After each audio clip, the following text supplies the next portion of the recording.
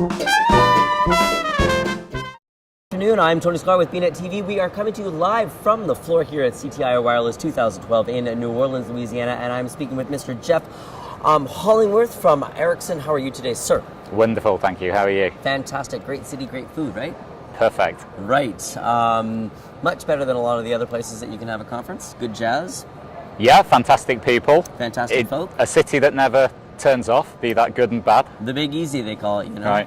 Yeah. Okay, so let's talk about some cloud services that Ericcson offers and what you're doing here in at CTIA. Yeah, brilliant. So obviously cloud exploding. It's causing a complete transformation in how all of us are using these devices suddenly. And it's really because now everybody can start to develop services that target all the different kinds of devices at the same time. And of course that changes people's expectations, it changes what you probably do on the device. Absolutely. You probably watch TV in places you would never have experienced Very TV true. before 5 years ago. Ericsson obviously is in the business of making sure all of those services actually get delivered with the performance that's required so that when you're watching TV you don't get the irritating little spinning globe in the middle, right? Yeah, lots of that, right? Yeah. Yeah. So, and it's an incredible challenge to the industry because we're no longer in an industry, be this good or bad, where we're trying to push things on people. We're actually in an industry where people are almost exceeding the expectations of what we can keep up with just because innovation's gone wild. So, okay, so I want to break down to our viewers just some simplistic terminologies so that they have a really good understanding about what the difference is between the cloud and the internet. So I would say that the cloud is the next generation of the internet. Very well said. And the real difference the cloud does is it disrupts actually the business models and the barriers to entry and the speed to market of what kind of value those internet players can actually provide. Very well said again. Ericsson's interest and Ericsson's value proposition is, of course, between every cloud and every person using the cloud is something called a network. Okay. And if that network doesn't deliver an experience that's in parallel to the requirements of those different cloud applications, of course, it doesn't matter how good the cloud application is. It doesn't matter how good the company is at making UIs in the back end.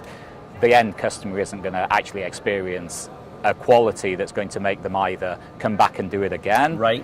come back, spend more money, come back, spend more eyeballs, those kinds of things. And that network in the middle then, almost the network we have today is almost like the most caveman network that we'll ever see. Okay.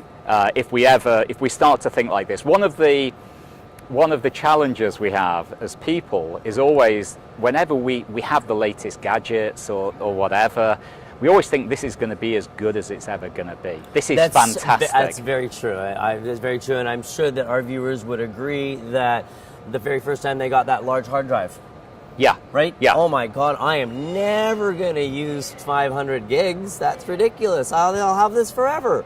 Yeah. Until the next month showed up, and they're like, so I clearly need another drive.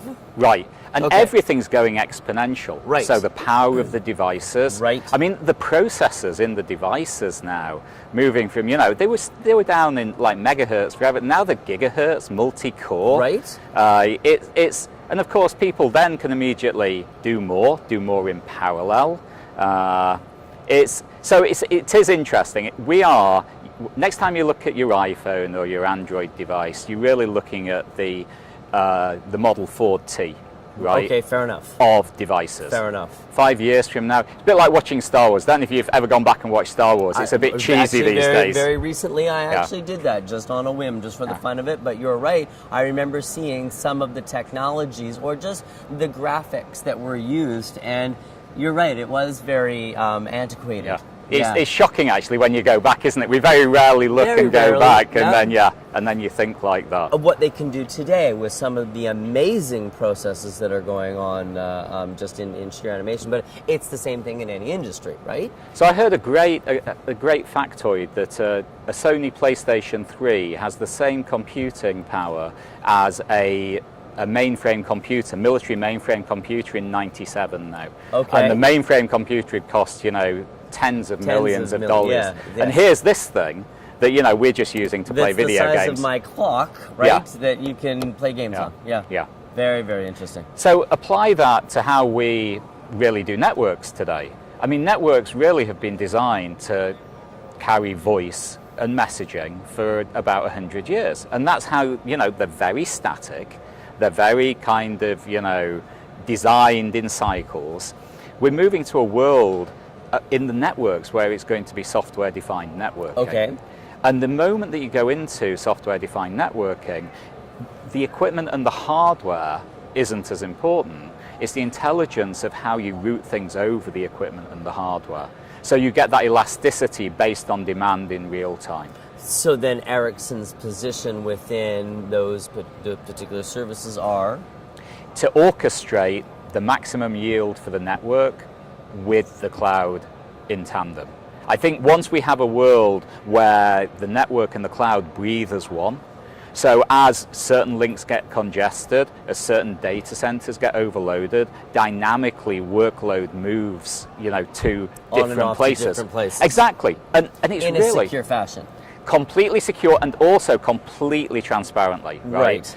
Right. The other. I was listening to a guy who runs a data center with 20,000 virtual machines, and he says, how do you find what's going wrong with the 3 applications that aren't performing well?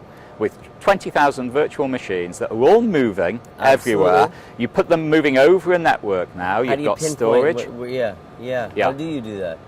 So then you have to do real-time tools and data analytics that then probe into the compute and the network at the same time. And they're the managed services and skill sets and dashboards that we're working on with many of our customers now.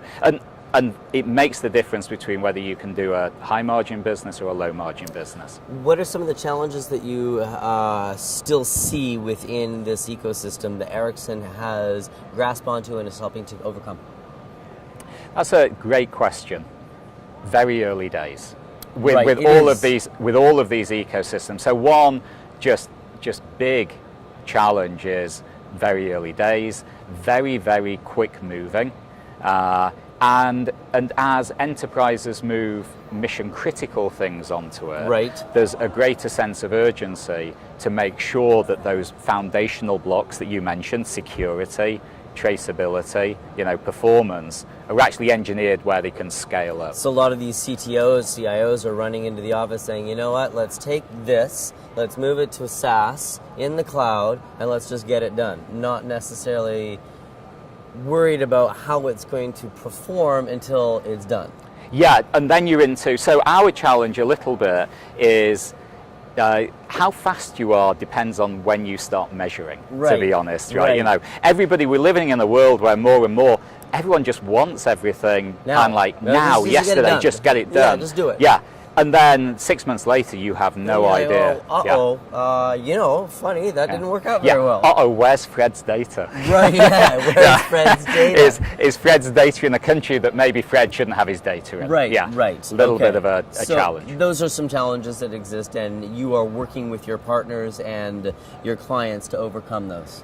Exactly, and then we joined OpenStack, of course, the cloud consortium to engineer an alternative delivery. We work closely with VMware. Right.